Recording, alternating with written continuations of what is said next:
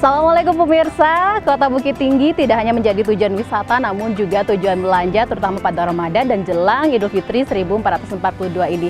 Tidak hanya masyarakat Sumatera Barat namun juga di sekitarnya. Apa saja yang disajikan di Kota Bukit Tinggi? Ikuti Serba-Serbi Ramadan.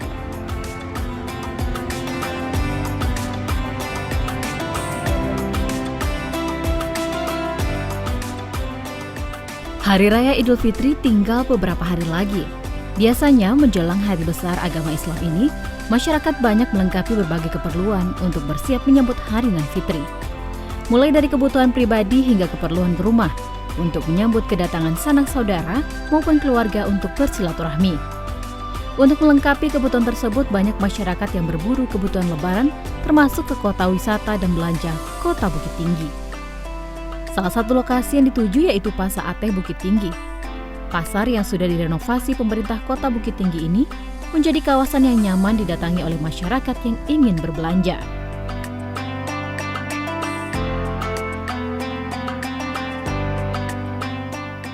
Tujuan pertama saya yaitu mendatangi konter mukena di lantai 3. Di sini banyak sekali pedagang mukena yang menawarkan berbagai motif dan pilihan mukena serta kebutuhan ibadah lainnya. Untuk harganya sendiri bervariasi, mulai dari di bawah Rp100.000 hingga di atas Rp1 juta. Tidak hanya produksi lokal, mukena yang dijual juga berasal dari berbagai daerah di luar Sumatera Barat. Di Kota Bukit Tinggi, salah satu yang menjadi kekhasan dan incaran yaitu kain dengan motif bordir kerancang. Bahkan aplikasi bordir kerancang ini juga dibuat untuk kreasi mukena.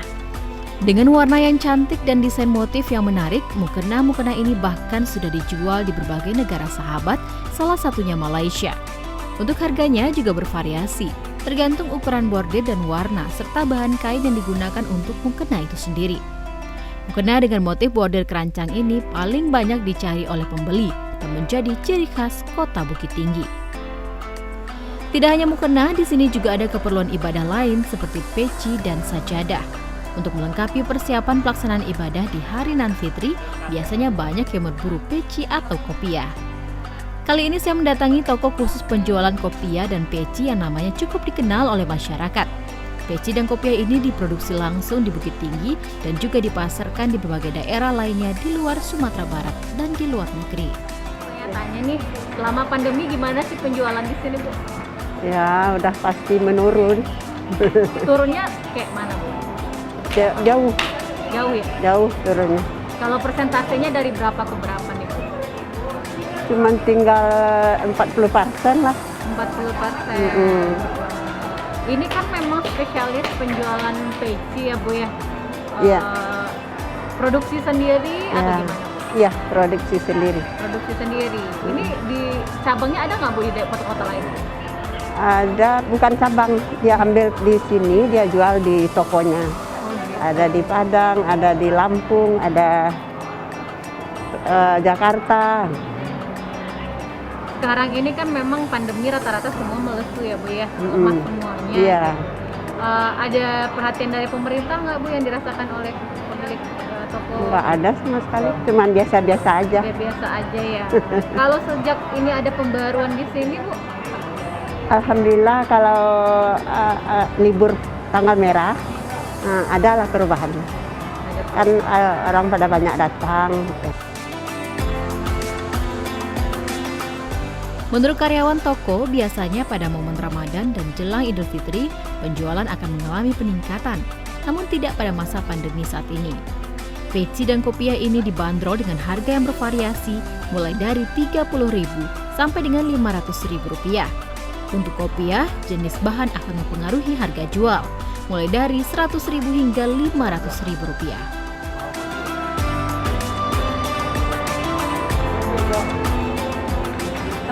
Salam. Iya, Ibu lagi ngapain ini? Ini lagi beli barang nih, mau untuk buat jalan-jalan, buat pakai sebuah mukena, bisa sejadahnya. Buat lebaran ya? Terutama buat lebaran Lebaran bisa pakai juga. untuk segala mana aja gitu. Ya, saya Shirley. Ibu siapa namanya, Ibu? Saya Bu Yanti. Ibu Yanti. Ibu Yanti asli Bukit Tinggi. Bukan, saya dari Sulawesi Selatan. Wah, jauh Jauh, ya. ya, Jadi jauh. sengaja datang ke Bukit Tinggi. Bukit Tinggi. Iya. Jelang Idul Fitri. Jelang Idul Fitri. Wah, kenapa milih Bukit Tinggi, Bu, Karena belanjanya? di sini banyak pilihan, lagi terus sebagai kota wisata. Wah, Ibu sering ya tiap jelang Idul Fitri langsung kemari cari bahan Ya, lebaran? ya. Oh, rencananya apa aja nih Bu yang mau dibeli? Ya caranya nih mau dibeli mukena, sejadah, terus apa ini namanya nanti kalau buat laki-laki peci. ya, buat Bapak ya Bu ya. Bapak, Oh. Dan ini Bu, menurut Ibu Kota Bukit Tinggi sekarang gimana nih Bu? Kan kita lihat banyak yang baru ya di Bukit Tinggi ya. Ya, Kota Bukit Tinggi sekarang sangat maju, udah berkembang dengan pesatnya gitu.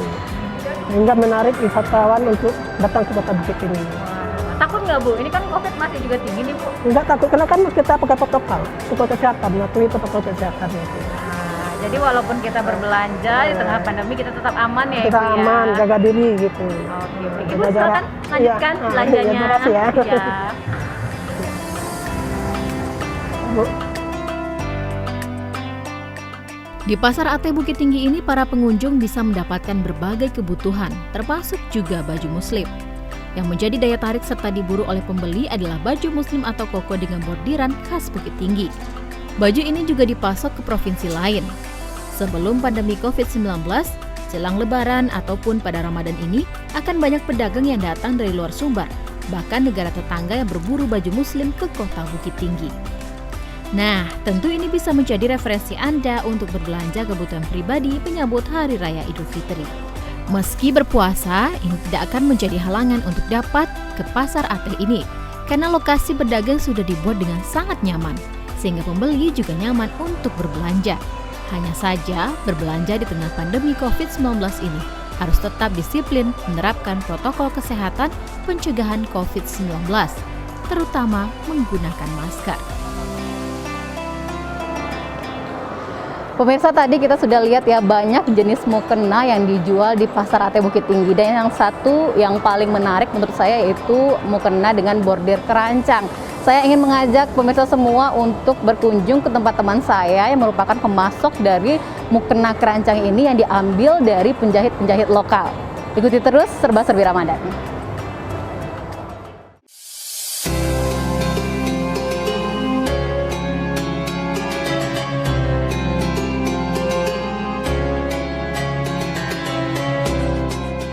Kali ini kita akan menuju ke rumah Ibu Yurlina, seorang penjahit bordir kerancang, dan saya akan dikenalkan oleh teman saya, Unianti. Assalamualaikum Uni.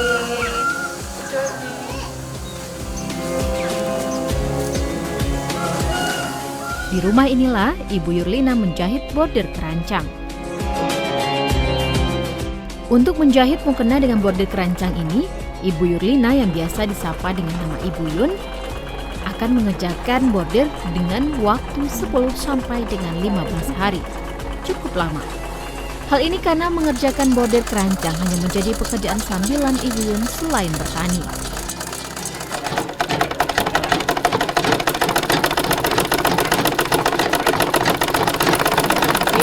Ya, Udah sejak kapan menjahit motif besar ini? sejak umur 25. Umur 25 ya? Ya. Kira-kira udah berapa tahun sampai sekarang? Ya, Hampir 30 tahunan? udah. Udah 30 Ya. tahunan ya. Kalau untuk Ramadan biasanya permintaan jahit mukena itu berapa? Ya, kadang-kadang ada 3, kadang ada 2. Dua ya? Ya, untuk dipakai lebaran. Ya. Satu motif itu berapa lama pengerjaannya? Ya, kalau di hari lebaran, hari Ramadan ini kan puasa kan 15 hari lah. Tapi kalau alang hari itu 10 hari. 10 hari? Iya, kalau enggak lu puasa. Untuk satu setel mukena ya Bu? Iya, Satu setel mukena? ya pakai rok. Iya. Ya. Iya. Nah, kalau untuk Ramadan tahun ini Bu, ada berapa permintaan atau Ibu menjahit mukena? Untuk yang tempo hari baru 2 baru dikirim. Kini 3 belum nyampe. Nah, kalau seandainya sebelum Ramadan, apakah ada pesanan yang dikirim? Ada. Ada ya, Ada. yang dikejar untuk Ada. kemana aja nih Bu? Dipasarkan atau dipasok? Itu di Pasar Aur, Pasar Aur. Pasar Aur Kuning. Tidak ada pelanggan tetap. ya? Sudah. Ibu, yang motif ini bikin sendiri atau dirancang dulu atau lihat Itu kain juga? motif ini kan dari induk samang dulu, tapi induk samang tidak ada lagi, itu kita yang bikin. Bu, kalau di tengah pandemi ini ada perbedaannya nggak Bu dibanding momen biasanya? Adalah Apa tuh Bu, Ya. boleh cerita? juta ya, kalau kita ngantarin kain kadang uangnya tuh enggak cukup kan. Banyak yang tinggal-tinggal. Banyak yang tinggal di situ ya. Emang harus sabar dulu ya. Kadang diantarin 2-3 kali nyumput uangnya. Ibu Yun selain menjahit sendiri ada dibantu juga nggak? Enggak, ya kita yang lukis, kita yang ngiji, ngerancang sama anak saja. Sama anaknya, Iya. jadi anak Bu Yun yang bantu Iya. buat ini jahit ya. Ini anak ibu kayaknya masih muda nih. Ini berapa nih? 18-an. 18. Sejak Ya. kapan mulai bisa menjahit Bu? Sudah 5 tahun nih. 5 tahun ya. Ya. Oke, silakan Ibu dilanjutkan lagi jahitnya. Dia dalam sekolah dia menjahit.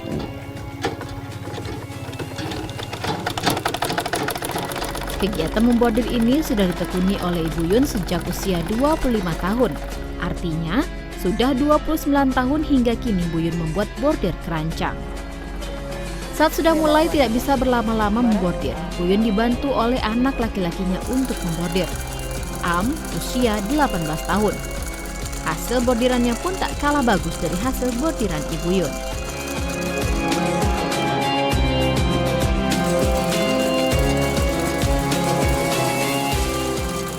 Sejak harga dan upah bordir meningkat, Bu Yun kembali fokus menekuni bordir keranjang. Meski masih menjadi pekerjaan sambilan. Dulunya Ibu Yun hanya berani mengerjakan motif-motif kecil, namun kini sudah berani membuat motif yang besar dan banyak serta bervariasi. Meski diakui produksi mukena dengan motif bordir keranjang ini hanya bisa dikerjakan oleh Bu Yun sebanyak 2 sampai dengan 3 setel dalam 1 bulan. Sementara itu, Ibu Yun mengaku kendala yang membuat mukena bordir keranjang ini adalah ketersediaan modal, karena Bu Yun yang membeli kain dan benangnya. Sementara hasil yang telah jadi langsung dijual ke pedagang besar. Untuk membantu usaha masyarakat ini, banyak UMKM yang melirik usaha bordir keranjang, terutama mukena dengan motif bordir keranjang. Salah satunya Yanti. Ia akan mengumpulkan mukena dari para penjahit bordir keranjang dan mengemasnya dengan cantik, lalu dipasarkan. Pemasaran produk ini dilakukan secara offline maupun secara online. Ia mengaku bisa memasarkan mukena dengan harga mulai dari 1 juta hingga 7 juta rupiah tergantung bahan dan kerumitan bordir yang dijahit di atas mukena tersebut.